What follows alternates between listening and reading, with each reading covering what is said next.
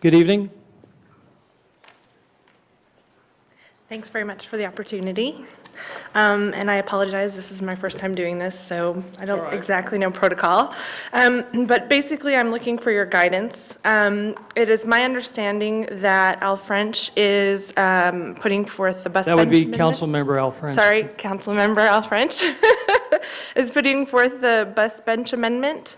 And it's my understanding that he has been hired directly as a contractor by one of the clearest beneficiaries of the amendment, which would be Sunset Outdoor Advertising co-owner Thomas Hamilton. Hold on a second. Mr. French, go ahead. You want to respond to that? Okay. I have used bus benches once in 2003 that was a contribution to a campaign that I ran then. That's the only time in any race that I have ever had where I used bus benches. So, I mean, you know, this is a distraction from the real issue about how do we provide a service to the ridership of STA, which is part of our comprehensive land use plan, about how we grow as a community and encourage public transportation.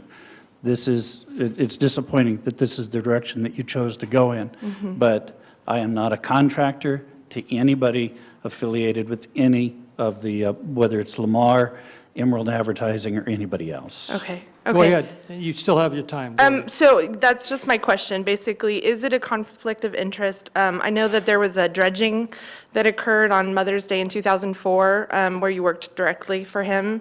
And so I'm just asking if it's a conflict of interest or if someone who has worked directly for the main beneficiary to submit the amendment.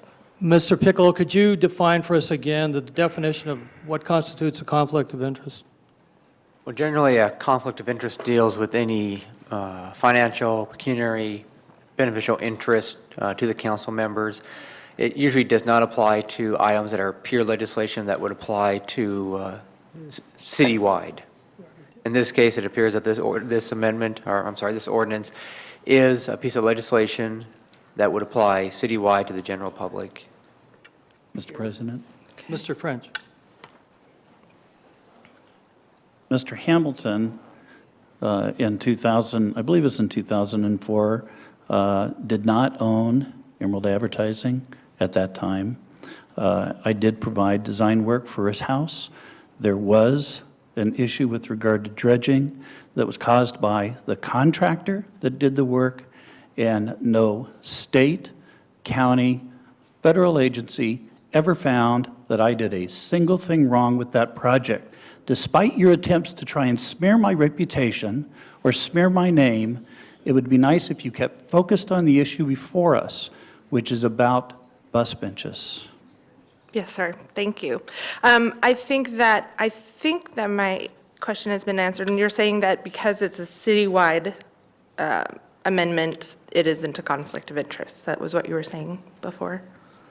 Correct. A conflict of interest for an elected official generally deals with matters where the official is obtaining a financial, pecuniary, beneficial interest, either direct or indirectly, and not to matters of legislation that affect citywide to the general public. Okay, great. That answers my question. Thank you very much. Thank you very much for your time. I appreciate it. Thank you. Jeffrey Crouch.